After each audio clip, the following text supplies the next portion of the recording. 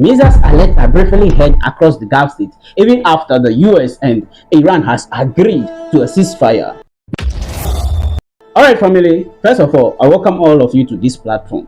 Iran and US war has actually destabilized the global economy as I'm talking to you. Even though this is not what the whole world wanted, but they have to pay the price because United States of America and Israel decided to attack Iran, which causes a lot of damage in the global trade.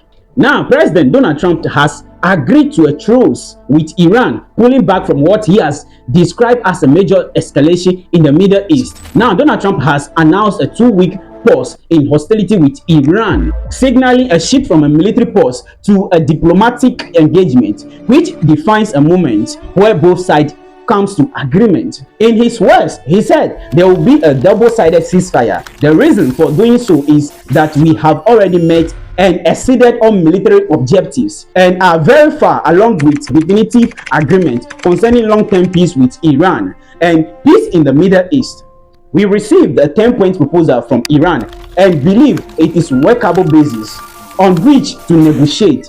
Almost all the various points of past contention have been agreed between the United States of America and Iran, but a 2-week period will allow the agreement to be finalized and consummated. So that is the words of Donald Trump. And in that, he has halted all his plans of targeting Iran's infrastructures, including bridges and power plants, as part of the agreement. So Donald Trump has halted all that. He also said that I have hold of the destructive forces being sent tonight to Iran and subject to the Islamic Republic of Iran, agreeing to the complete, immediate and safe opening of the Strait of Hormuz. I agreed to suspend the bombing and attacks of Iran for a period of 2 weeks. Now, Trump calls the deal as a total and complete victory and also claims that Iran nuclear programs will completely taken care of. That's what Trump is saying. And Iran has agreed to the truce and conditions to halt attacks against its territory. Tehran says they will allow passage through the Strait of Hormuz under the supervision of their army for the next 2 weeks and ensuring the continuity of global oil supply. Now, according to reports, the 10-point peace proposal lays out 7 key conditions, some of which US has already rejected or earlier rejected. Some of these include Iran oversees the transit through the Strait of Hormuz and the complete withdrawal of US forces from regional bases. Their plan also calls for an end to all sanctions, compensations, and release of their frozen assets overseas. That is the 10-point peace plan of Iran for seizing this war or for ceasefire. A long-term peace talk are being scheduled between the US and Iran in Islamabad, in Pakistan capital. Even as diplomatic effort gains momentum, uncertainty continues on the grounds. No one knows what will happen next. If this fails, if this ceasefire fails, nobody knows what will happen the next day. That is what everybody is concerned of. Despite the announcement, missiles were also heard across the Gulf state as Israel also maintained its strikes on Iran. Israel is not backing down. So what is happening? Now, the timing of this move stands out as Trump warns of wiping the whole civilization of Iran. In his words, the whole civilization will die tonight, never to be brought back again. I don't want that to happen, but it probably will. However, now that we have complete and total regime change, where difference matter and less radicalized minds prevail, maybe something revolutionary wonderful can happen. Who knows? We will find out tonight. Wow, so those are the words of American president. Now let's be quiet brief on this. Sometimes I feel like this is a bluff because whenever we wake up we see claims of Donald Trump saying this and that, but what is happening on the ground is not actually reflecting what he is saying most often, because it's just like it's a propaganda that he's being pushed out there. Are you getting me? You saying you can wipe off the whole civilization of Iran, which claims seem impossible. You can't do that. Let's be real. When the facts come, let's talk about it, right? We all know what is happening on the ground. As a matter of fact, since the start of this war, United States, even he himself claims that he is took by a surprise with the retaliatory strike of Iran, retaliatory attack of Iran. He's surprised of that. By the way, that's just the narrative that Americans are pushing out, and we are not going to follow the narrative because we know what is actually happening in real time. So the Pentagon has also said to brief the press of what is going to happen next.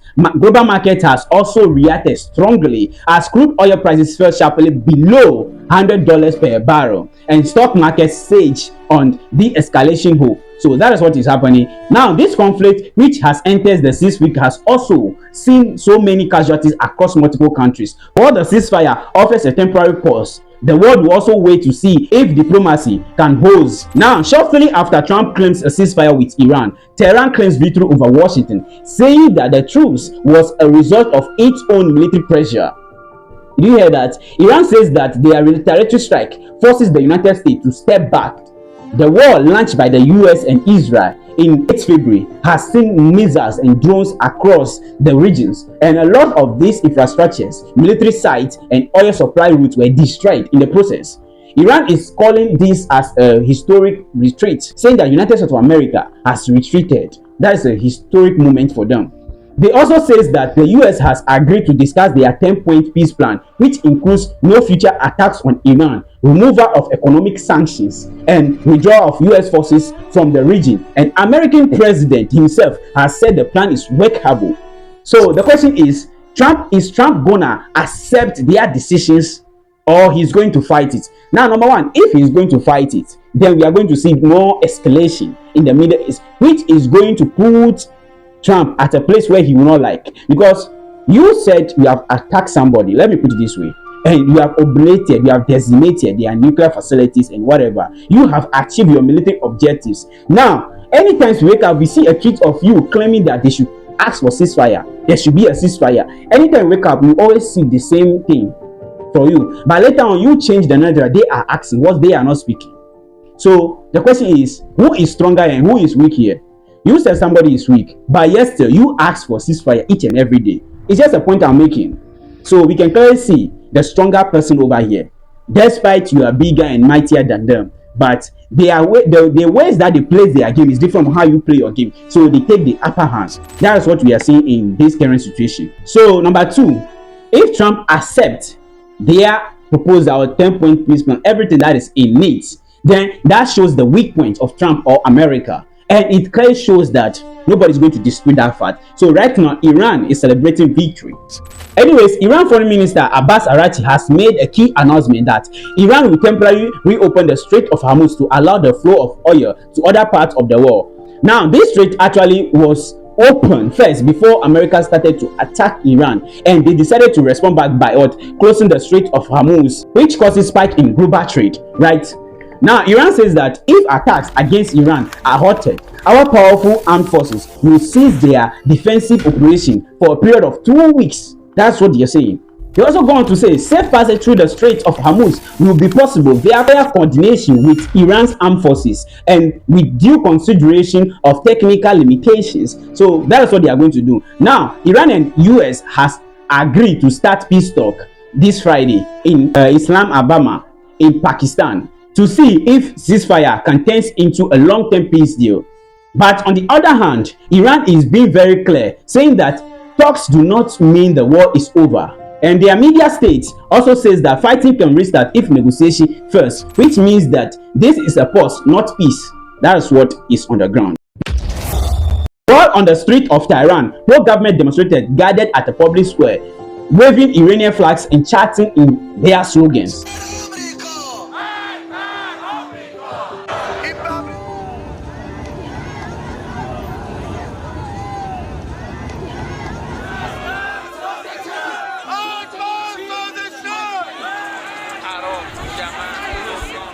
Media state also present this as a show of national unity, and many of them calling the moment of victory. Now, for Iran leadership, this reinforces the message that the country stood its ground against global pressure. Now, on the streets of Iran, many protesters are saying that they are standing with their government no matter what. They are not committed, but things have changed now. Now America has understood that Iran is a superpower, and if they do not act on the agreement, we will definitely deal with them in a different way.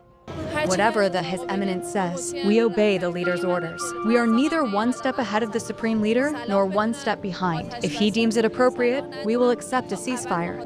If he does not, we are ready to remain in the streets and fight indefinitely. So this is what is happening in these drones. Now, Iranians are not afraid of whatever anybody may try to pull up on them, making them the strongest of all kinds. Let me put it that way. Now, in Iran, the 10-point peace plan that they have pushed to the US means that includes a lot in it. Now, let me break something down for you. They are going to be in charge of the Strait of Hormuz and impose a transit fees on the ships that passes there. Remember, this place was pass free. Nobody imposed a transit fare over there. Iran does not take any money over there. But as this happens, Iran said they are going to be taking a fee, which analysis says that it will amount to $2 million per ship. Now, in the same plan, it will also seek recognition of Iran nuclear programs and acceptance of Iran uranium enrichment and many more included in their 10-point peace plan. Iran also maintained their attempts and present conditions to end this war, with the embassy saying that you started the war, but Iran will set the condition for it to end. So that's what we are seeing in this part of the world and what is currently happening in the Middle East.